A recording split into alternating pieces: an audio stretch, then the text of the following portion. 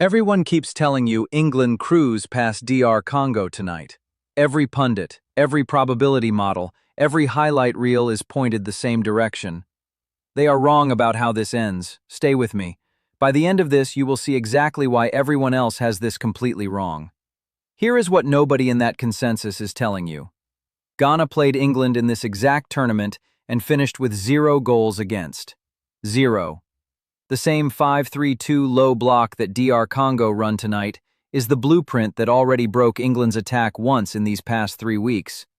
Yohan Wissa has scored once every single 90 minutes at this World Cup. 3 of Congo's 4 tournament goals came from his boots. That is not a footnote. That is the story of this match. If you are new here, subscribe right now. We post before and after every World Cup match. Now let's get into it. Tonight, one nation is defending a legacy. The other is chasing the most important result in its football history. England have not reached a World Cup quarterfinal on foreign soil without a scare since 1990. Thomas Tuchel has built something clinical and cold. 10 wins in 11 competitive matches, 12 clean sheets in 13 games. But the round of 16 is where England have historically swallowed themselves whole. And DR Congo arrived tonight having already buried Germany on penalties earlier in this round of 32. Let that breathe for a second. Germany, world champions 4 times over, gone. Congo did that. Harry Kane walks into this knockout match as England's all-time World Cup top scorer. 3 goals in the group stage, a man reborn under Tuchel after years of Spurs trauma and Munich adjustment. But here is the truth about Kane that the box score hides. He is ruthless inside the box, and almost non-existent when a team sits deep and offers him no space to run in behind. Croatia gave him corridors. Panama gave him corridors.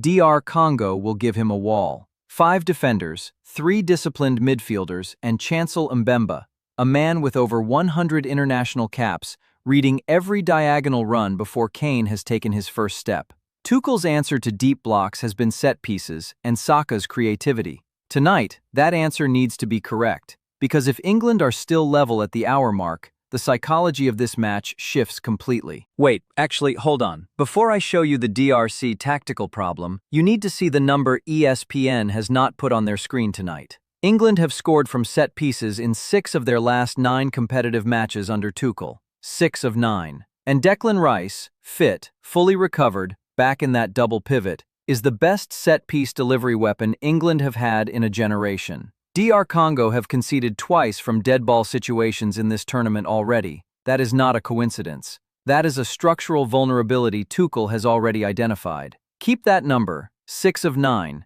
because it becomes the hinge point of the entire prediction. Now look at DR Congo through the lens of Yohan Wissa, not as a supporting character, as the engine of everything Sébastien Desabre has built. Wissa does not wait for the game to come to him. He presses, he drops, he forces defenders to make decisions at pace. Brentford fans in England already know what he does to a backline under pressure.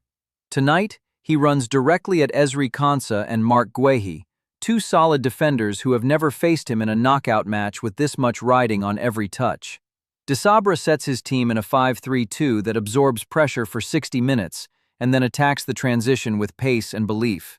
Against Portugal, they stole a point. Against Colombia, they were 1 defensive error from a draw. His team is not here accidentally. But, and this is the fault line in Desabre's entire approach, he has made the same tactical error in 3 consecutive big matches. He commits to the low block so completely that when England finally break the structure, there is no recovery shape, no second defensive line. 1 breach and the entire system collapses inward. He did it against Portugal in the second half. He did it against Colombia. Tonight, the moment Rice or Saka finds the pocket between the lines, Congo are exposed at their most dangerous moment. Remember what I told you in the opening 60 seconds? Ghana, 0 goals against. The 0 that made this look dangerous for England. Here is why that single fact changes nothing about the final prediction and everything about how England win it. Ghana had no Wissa. Ghana had no counter-attacking weapon capable of punishing England on the break. Congo do. That threat forces Tuchel to keep his defensive shape tighter, which actually benefits England. It stops Tuchel from overcommitting forward and leaving Rice exposed. The Ghana draw was a symptom of England attacking recklessly without defensive discipline. Tonight, Tuchel does not make that mistake. The low block is the same.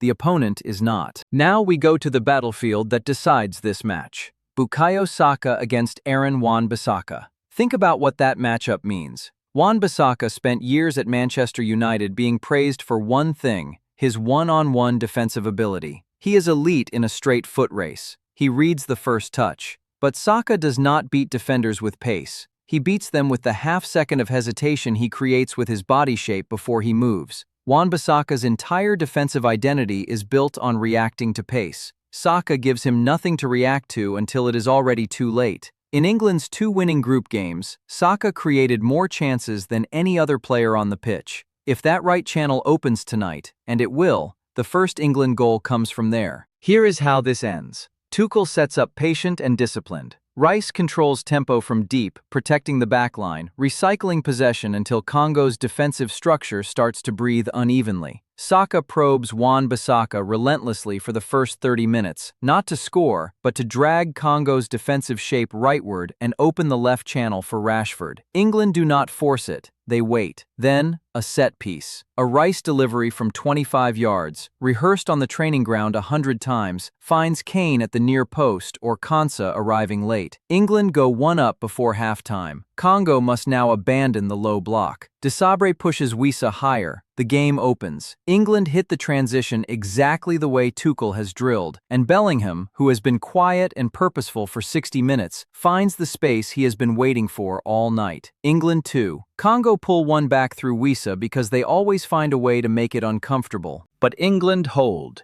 Final score: England 2, DR Congo 1.